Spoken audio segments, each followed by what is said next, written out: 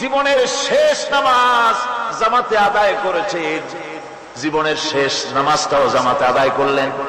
তখন তার এমন অবস্থা, এত অসুস্থ, দাঁড়াতে পারেন না, হাঁটতে পারেন না।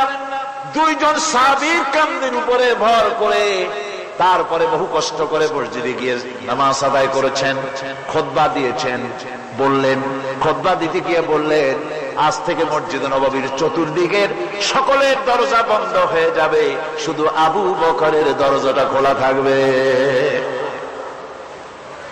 আল্লাহ নবী বললেন, আল্লাহ রাব্বুল আলামিন এই পৃথিবীতে তার এক বান্দাকে জাগতিক সব সম্পদ দিতে চেয়েছিলেন, কিন্তু সে বান্দা সব জাগতিক সম্পদকে উপেক্ষা করে মাবুদের সঙ্গে দেখা করা বেশি জরুরি, বেশি পছন্দ মনে করেছেন।